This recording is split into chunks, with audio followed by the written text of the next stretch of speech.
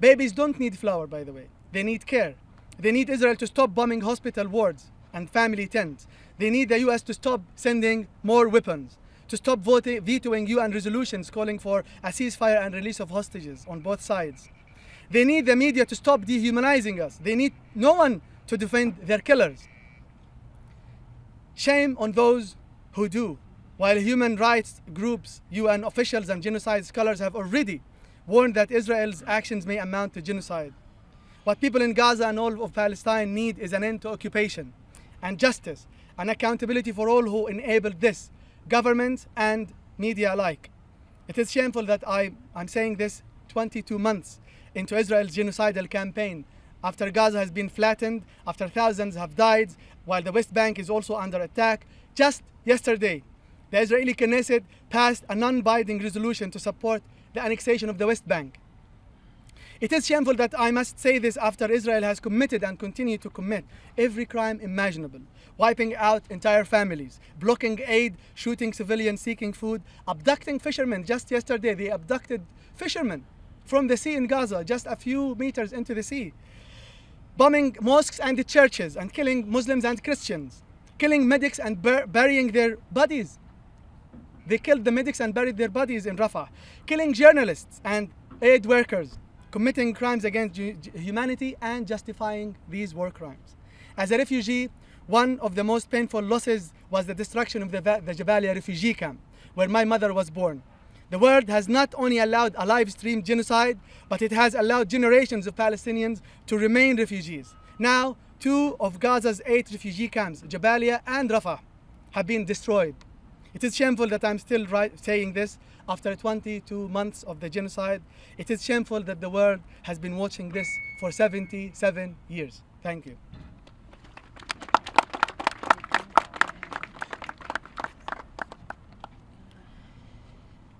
I really pray that God can give me the words so that when the leaders hear them today, their hearts are softened.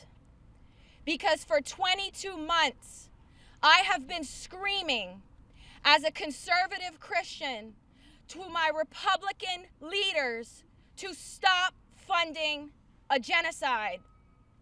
But what I am witnessing this week, the forced starvation of babies. They are not allowing baby formula to reach babies. The level of evil that it takes to make a decision to starve a baby as a means of war, as a weapon of war. What have we come to as a humanity? What have we come to as a country where we are normalizing the blocking of food to a baby to force a political organization to change their mind? This is not political. I have identified as a Republican, conservative Christian my entire life, and I stand unequivocally in solidarity with Rashida Tlaib, the only Palestinian American in this office. Her people are being genocided. Her people are being starved. Enough. We have enough. The American people have spoken. And it is time for our leaders to listen. The people will only escalate until you listen. Lift the blockade on Gaza now. Feed these babies now.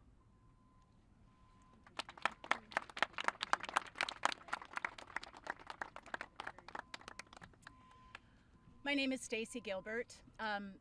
I've worked in humanitarian assistance for almost 30 years until I resigned from the State Department last year in protest of a State Department report to Congress that said Israel was not blocking aid. I had worked on that report and I knew that was not the truth.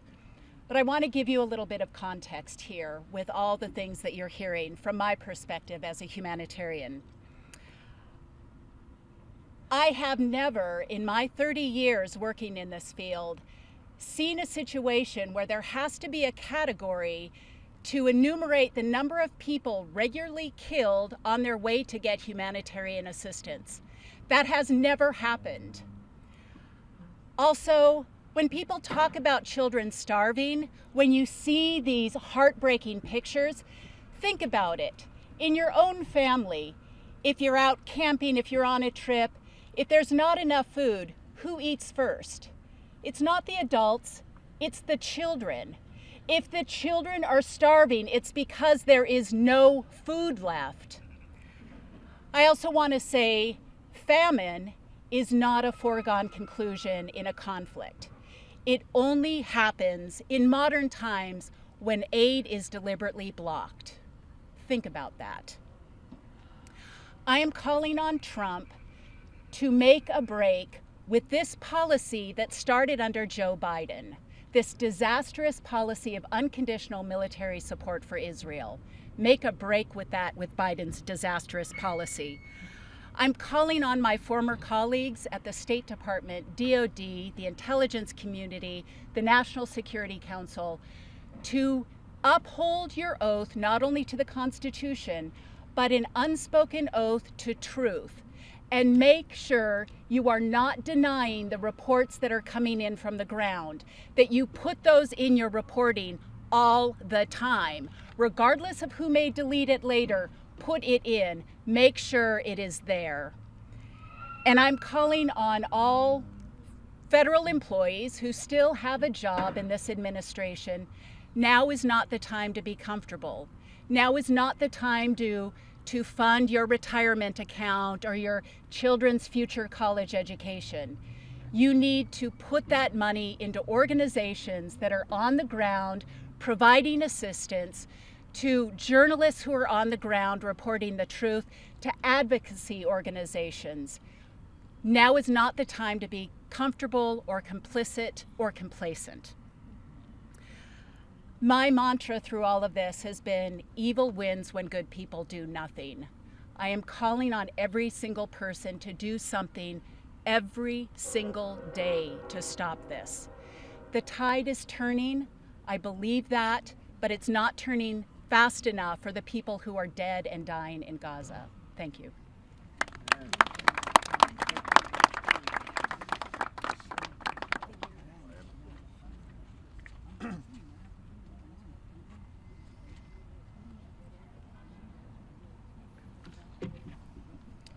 My name is Hanny Nofal.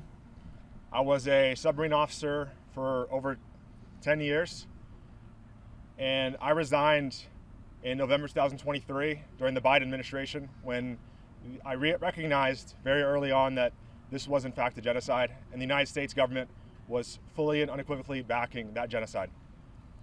I'm only coming out now because I had to wait until the expiration of my active duty service to be able to speak out, but I'm coming out now to say that I do not support what the U.S. government has been promoting in Gaza for the last 22 months.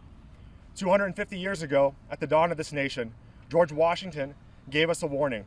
In his farewell address, he cautioned us against the insidious wiles of foreign influence and pleaded with future generations to preserve the independence of our political institutions from entangling alliances and passionate attachments abroad. He did not do this out of isolationism or fear, but out of the deep understanding that the strength of the Republic lies not in its might, but in its moral clarity.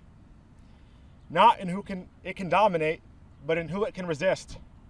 I speak to you today as someone who wore the uniform of this country for over a decade, who stood the watch aboard a nuclear submarine as an officer, entrusted with one of the most powerful arsenals on Earth. I swore an oath to support and defend the Constitution of the United States against all enemies, foreign and domestic. I took the oath seriously, but I have come to understand that threats to our republic do not always arrive in the form of armies or missiles. Sometimes they arrive as ideologies, quiet, corrosive, and clothed in the language of friendship. And today, the greatest test of our national integrity is not in the South China Sea or the Persian Gulf. It is Gaza. What is unfolding in Gaza is not a conflict. It is not a war between equals. It is a calculated starvation, bombing, and displacement of a captive civilian population executed by the Israeli government and made possible by the full backing of the United States. Let us be honest, without the billions in military aid to the uninterrupted flow of weapons, the diplomatic shielding at the United Nations, and the bipartisan silence in Congress, this would not be possible. Every party, Republican and Democrat alike, has put loyalty to a foreign government above the lives of Palestinian children, above the conscience of the American people, and above the very values we claim to stand for. I know what these values are supposed to mean. I believed in them enough to lead sailors into harm's way. But how can we speak of liberty when we fund occupation? How can we claim to uphold human rights while enabling war crimes? How can we call ourselves a democracy while criminalizing dissent and silencing anyone who questions our blind allegiance to Israel? This is not just foreign policy. This is the capture of our republic. Washington foresaw this. He warned that passionate attachment to another nation would lead to the illusion of common interest, the betrayal of our own. And that is exactly where we are. We have been seduced by a false narrative, one that equates strategic alliance with moral obligation and dissent with disloyalty. But let me be clear. To speak the truth about Gaza is not anti-American. It is profoundly American, because patriotism, real patriotism, is not obedience to power, it is fidelity to principle. And principle demands we say this: no nation, however sacred its origin story, has the right to ethnically cleanse, starve, or massacre civilians. Not even Israel. Especially not with our weapons, especially not with our tax dollars, especially not in our name. I resigned my commission because I could no longer serve a system that rewards cowardice and punishes conscience. I could no longer remain silent while my government abets apartheid and genocide under the guise of security. And I say to you now, our silence is complicity. And complicity is not neutrality. It is betrayal. Betrayal of our Constitution, betrayal of our humanity, betrayal of the republic Washington fought to build. But it is not too late. The people of this country have always been capable of great moral courage. It was ordinary Americans who ended the Vietnam War, who brought down Jim Crow, who forced the end of South African apartheid. And it'll be us, veterans, teachers, doctors, students, clergy, who end this era of bipartisan complicity and demand a foreign policy rooted not in blind loyalty, but in justice. Because the world is watching, Gaza is watching, humanity is watching. And one day our children will ask what we did when our government became the chief enabler of one of the great moral atrocities of our time. Let us have an answer worthy of them. As Washington said, the preservation of the sacred fire of liberty is finally staked on the experiment entrusted to the hands of the American people. It is time we take that trust back. Thank you.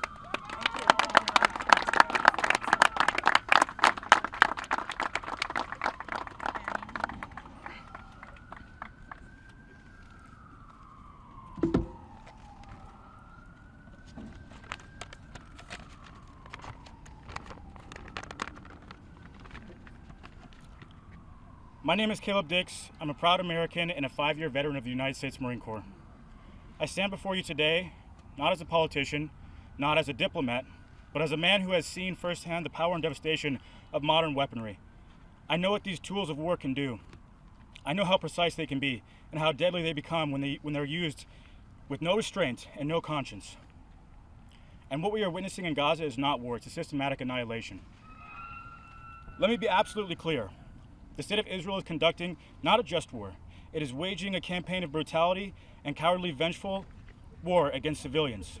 We've seen the targeting of journalists, doctors, paramedics, aid workers. Tens of thousands of children have been killed, entire families erased, hospitals flattened, and now even starvation used as a weapon. This is not self-defense. This is genocide. And while Israel may be pulling the trigger, America is loading the gun. With every bomb we fund, every weapon we ship, every veto we cast at the UN, we stain our hands with the blood of the innocent.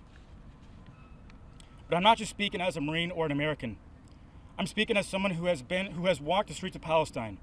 I've looked into the eyes of the Palestinian people. I've sat with their families, shared meals, laughed with their children, heard their stories. And I can tell you with certainty, these are some of the kindest, most resilient, most dignified people I have ever met. They do not need our pity, they need our solidarity. I do not stand here as a savior, I stand here as a brother, standing shoulder to shoulder with the Palestinian people in their fight for freedom, dignity, and liberation. To the American people, you have more power than you think. It is your tax dollars, your silence, your votes that make this violence possible. But it can also be your courage, your voices, your resilience that brings it to an end. Do not let the language of defense fool you. Do not let the words of propaganda blind you. Human life is human life. And the Palestinian lives are not dispensable.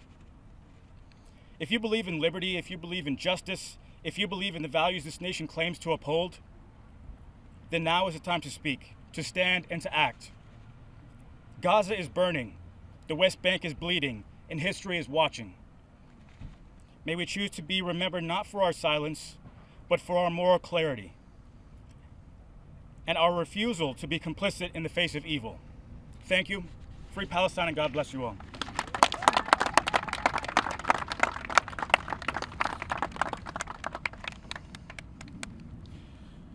Hello everyone. Assalamu alaikum. Peace be upon you. The peace that the children in Gaza do not have. My name is Dr. Nidal Jabour. I'm a Palestinian American internal medicine doctor from Michigan. I'm a proud constituent of Congresswoman Rashida Tlaib. As your constituents, Congresswoman Rashida Tlaib, we want to congratulate you on your integrity, on your bravery, and on your moral clarity. As your constituents, we are proud of you. And despite all the pain, your district is saying happy birthday, Rashida Tlaib. Thank you, Mus'ab Abu Toha, the amazing poet and writer, the son of Gaza. You are a proof that Gaza will live and shall outlive all the haters, domestic and foreign. I'm here with my colleagues as doctors, healthcare workers, and as witnesses to the worst atrocities in mankind's history. We are here to tell you without apology that what is happening in Gaza is a genocide, and that the United States government is helping to fund it with American tax dollars. What we are witnessing in Gaza is not a humanitarian aid. It's not relief. It is a United States funded slaughterhouse. Children are being starved and shot at for trying to get bread. Churches and mosques are bombed. Families are burned alive. No one is spared. Not newborns, not the elderly, not the patients, not the doctors, nor the priests. This is not war. This is an extermination campaign funded, aided, abetted by the United States of America. The so-called Gaza humanitarian aid is not a lifeline. It is a death trap. Children take off their sandals so they can run faster, to dodge the bullets while they are searching for bread. This is not a humanitarian operation. This is a death distribution network funded by the United States and run by the Israeli military and American mercenaries. From the concentration camps of the Holocaust to the killing fields in Cambodia, to the concentration zones Israel is building across Gaza, and now to the American-backed death distribution centers. The crime is the same. The genocide is the same. It should have ended 2 years ago, when the signs were clear, when the warnings were loud. And we know this. President Reagan stopped Israel in 1982 with one single phone call. And we know that President Trump can stop it with one single phone call now, unless if he is as weak as Biden was. If you don't stop it today, then you are as sleepy as Joe was. It's your call. And yet our Congress voted on July 18th to send more of our tax dollars to fund more weapons. $500 million of American tax dollars went to Israel on top of the $3.8 billion that they get for bombs to slaughter children, to mass starve children.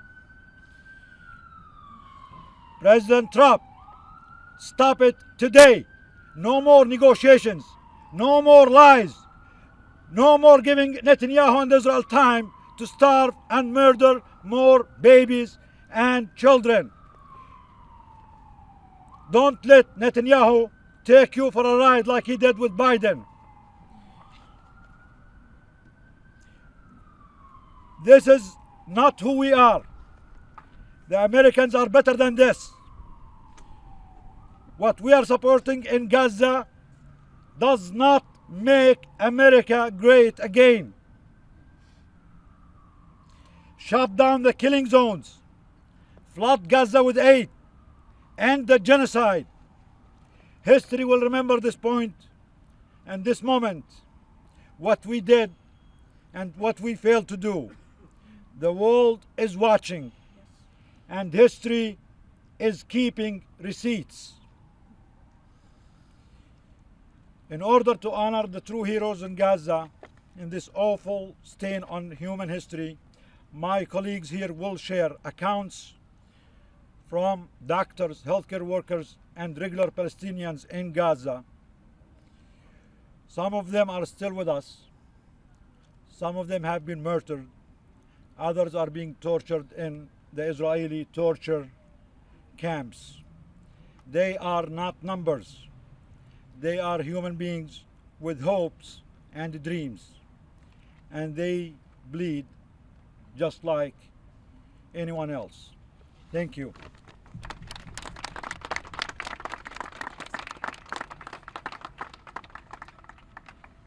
My name is Ashraf Abulaiz. I'm an anesthesiologist from Indiana, and today we are going to be sharing some of the quotes and testimonies from physicians and healthcare workers and regular people in Gaza. My part is to share Dr. Ali Tahrawi, an ER doctor at Al-Aqsa Hospital in Deir al-Balah, Gaza. He has served his people throughout Israel's ongoing genocide, and he had been doing 24-hour shifts due to devastating staff shortages. Recently, he stated, and I quote, "I have a cold, and in 1 hour, I will have finished the 24-hour shift, heartbroken again. I lost a cardiac patient because he had no medication. Another shot in the head was left to die slowly because we had no ventilators. A child with a shattered skull and exposed brain matter just died in front of me. I also just found a kidney patient collapsing on the bedroom floor. He had a seizure due to brain damage because he has not had dialysis in 3 months. A diabetic man haven't had eaten in 4 days. And when I asked him why, he cried. I gave him fluids and some money to buy flour. I am so sorry for the starving. for the children we couldn't save, for the mothers, for the dead, for the vulnerable. Not a single shift has passed without having me shattered. End of quote.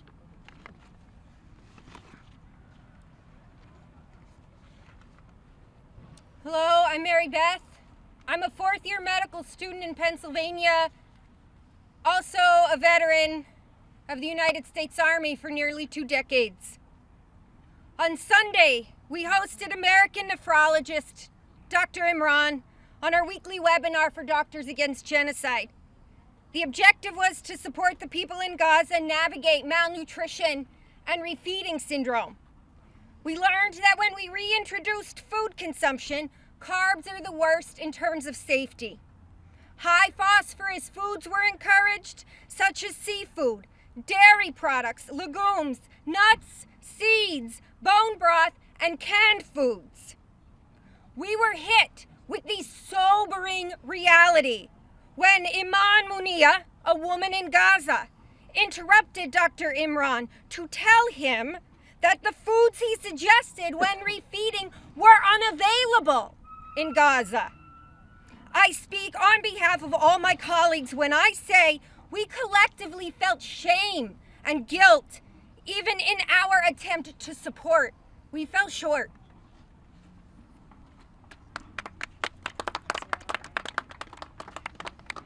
Assalamu alaikum. My name is Imad Abu Arab. I'm a family doctor from Michigan. I'm going to state a testimony from Ahmed Zaidan, a 10-year-old from Gaza who went to collect aid at one of the GHF distribution centers. He says, "We thought they would give us the boxes respectfully, but they turned out to be the filthiest. We stayed from 7 in the evening until dawn. Tanks on one side, quadcopters and Apaches on the other. I told the young men not to go. Damn those aid boxes if they come with humiliation. Either the aid comes with dignity, we don't want it. My mother was martyred. Before her, my brother was killed.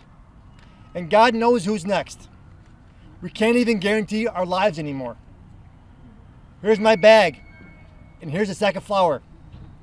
We have no weapons. We're not going to fight.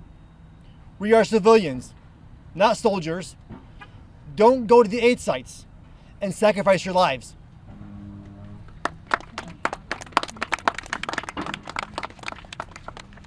Bismillahirrahmanirrahim. I'm Dr. Kuratulan Sayyedan, physician from New York City. I'm going to share testimony of Dr. Khalid Al-Sir, renowned trauma surgeon from Nasir Medical Complex, Khan Yunus. While his telemedicine work was accepted, published in Lancet, he was abducted. On 28 March, the soldiers called me and 2 other civilian prisoners, aged around 16 and 17 by name.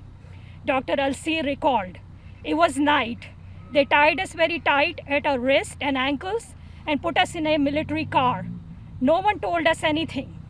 We drove for around 2 hours into the hills. All the while they beat us, kicking us and humiliating us. They were laughing. I was trying to explain in English that the ties on my wrists were too tight, but they just said I was a doctor, so I would be okay. At around 4 a.m., I heard one say in Arabic, 'These 3 are to be hanged.' I thought it was the end," said the surgeon. "I was in pain. They had broken my ribs. Even when they said I was going to be hanged, I didn't care. I just wanted it to end," he said. Dr. Al-Sir was not released until late September, reuniting him with his parents, for whom he is the sole care provider.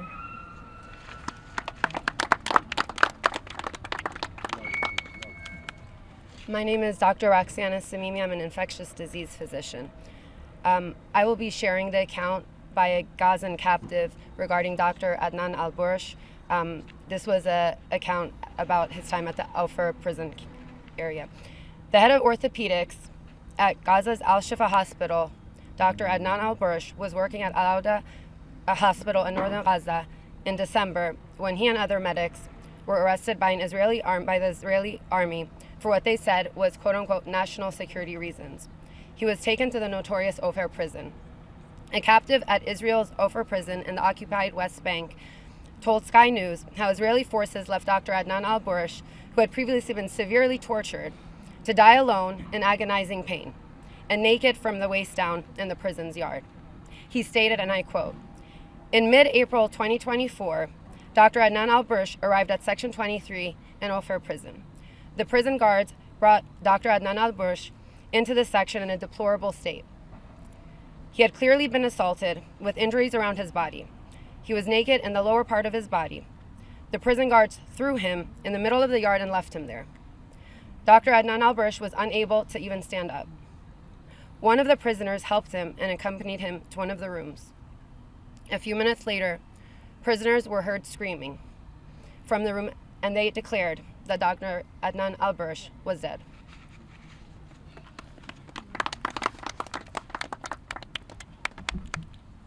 Hello and assalamu alaikum. My name is Dr. Iman Husni. I'm a family doctor in the Northern Virginia area.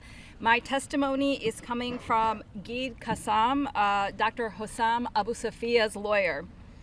Dr. Hussam Abu Safia, a pediatrician and the director of Kamal Adwan Hospital, was taken hostage on December 27, 2024, and is currently being held at the infamous Ofer prison.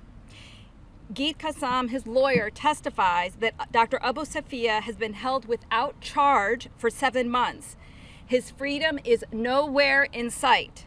Cut off from the world and held in Israeli detention without charge, he has endured repeated beatings, prolonged solitary confinement, and medical neglect since his arrest in Gaza. The reason for his arrest, the Israeli army claimed, was that he had been involved in terrorist activity. 7 months later, Israel has still not presented any evidence to prove it. At the time of his arrest, he weighed around 213 pounds. In the first 2 months, he lost 44 pounds. By the time his lawyer met with him recently, it was clear he had lost close to 88 pounds. Dr. Abu Safia spent almost a month in solitary confinement at Ofer before being transferred to a department with other detainees from Gaza. These cells are underground with no ventilation or natural light. The dampness is so intense that detainees feel cold even when the outside temperature exceeds 86 degrees Fahrenheit. The food that the prison provides is the bare minimum. They are being deliberately starved. Dr. Abu Safia told his lawyer that his most recent assault by prison guards occurred on the 24th or 25th of June. She said that he was attacked brutally and savagely. The beating lasted around 30 minutes. There were bruises on his head, neck, and chest. After they were done, he asked to see a doctor. He wasn't feeling well and he was having chest pain. They refused his request. She says that this was maybe the 5th or 6th time he had been attacked, and they also broke his glasses. She said, "I tried so hard to get him a new pair because after he was arrested, when he was arrested, he didn't have his glasses." She finally managed to get him a pair in May, but when they beat him again, they shattered the lenses.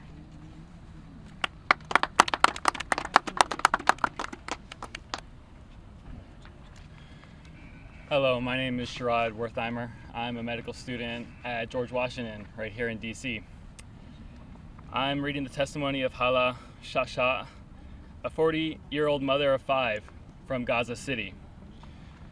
She stated, "I dread the moment Hanan and Misk will ask me about their legs.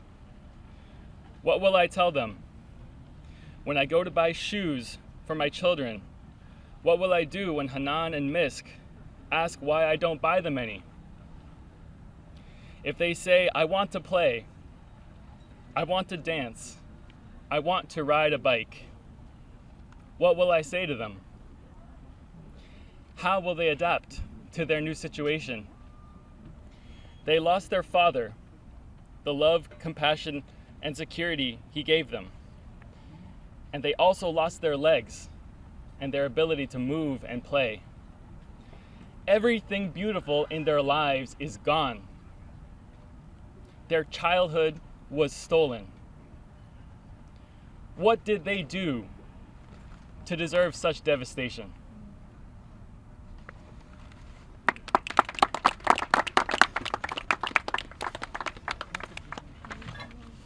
Hello, I'm Dr. Krista Joseph. I'm an internal medicine physician from Maryland. This is the testimony of Mervat Hijazi. Mervat Hijazi and her 9 children didn't eat at all on Thursday, save her underweight baby who had a sachet of peanut paste. Oh, sorry. They had nothing to eat except for the peanut sachet for 11-month-old Lama, received from a clinic as a nutritional supplement because baby milk formula has all but disappeared. I don't have enough milk in my breasts to feed her because I hardly eat myself, said Hijazi, whose husband was killed early in the war as he cycled to get food from a charity kitchen. I'm so ashamed of myself for not being able to feed my children. Hijazi told Reuters from their tent pitched amid the rubble of Gaza City. I cry at night when my baby cries and her stomach aches from hunger. 6-year-old Zaha can't sleep because of Israel's bombardment. She wakes up terrified, shaking, and then remembers she didn't eat and is hungry. I put her back to sleep, promising her food in the morning. Of course, I lie.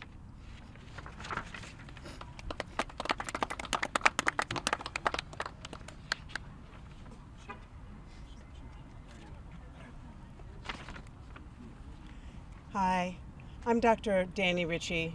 I'm a family physician from Rhode Island. I'm here to give the testimony of Dr. Wafa Abu Namir. At Nasir Hospital in Khan Yunis, in the southern Gaza Strip, Dr. Wafa Abu Namir confirmed the dire situation, reporting that by June 30th, 2025, 9 children were still being treated for malnutrition-related complications at her facility alone. She described the scenes they have witnessed over the past 2 months as really unprecedented, with severe cases of nutritional edema or marasma, muscle wasting. She also said that some are additionally suffering from injuries due to explosions from which they have not recovered. Dr. Abu Namir described to Amnesty how the impact on children extends beyond the physical. One girl whose hair fell out almost completely as a result of nutritional edema kept asking me, "Doctor, will my hair grow back?"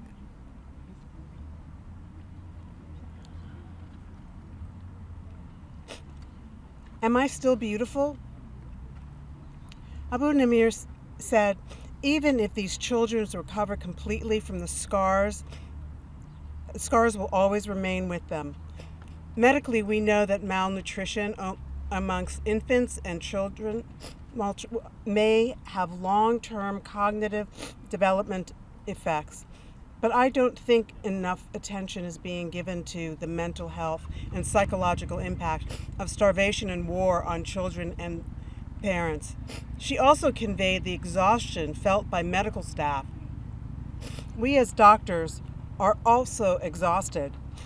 We are malnourished ourselves.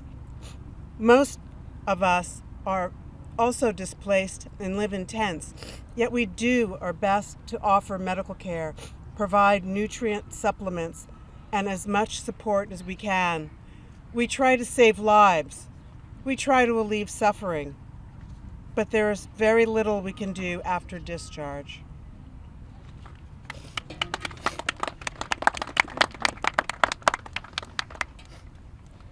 I'm John Ruhr, a retired emergency physician. I've been on the front lines of conflict zones on 4 continents, and I have never seen anything like what is happening in Gaza. Missiles and bombs designed to fight modern armored armies are being dropped on helpless civilians penned in a cage. And if that's not enough, now we have the barbaric medieval siege tactic of starving a population to induce submission. Unbelievable. But we're not here today as diplomats. We are doctors whose duty is not to power, but to preserve life. And so we are asking President Donald Trump and the 535 members that work in this building behind us for 5 immediate actions. 1, open the crossings to Gaza for humanitarian aid. Open it now. Open now. Now. 2, dismantling the Gaza Humanitarian Foundation, which, as you've heard, is nothing but a death trap dressed up as distribution centers. 3, unfettered access to food, fuel, medicine, and water to be distributed by the NGOs like World Food Program, the United Nations, and UNICEF and Oxfam, organizations that have experience in delivering this without killing people. Let the now. 4, international protection for humanitarian aid and humanitarian aid workers. And 5, a permanent and complete ceasefire now. Ceasefire now. We're not asking for a miracle, we're demanding justice. Because genocide doesn't happen just in silence, it happens in bureaucracy, in delay, in neutral language from people that are powerful who should know better. So we're here to say no more. We will not stop, we will not be polite, we will not forget. Lift the siege, feed the starving, stop the killing now. Not another hour, not another child, not another bomb. Never again for anyone. For God's sake, people, reclaim our humanity. Thank you. Thank you. Thank you, everyone. Thank you, everyone, for coming. If any of the media would like to do a one-on-one interview with anyone here, please feel free to tap someone on the shoulder if you have any additional questions you'd like to ask. Thank you for coming. And the National Day of Action to end the starvation, people around the country have been asked to slam on pots.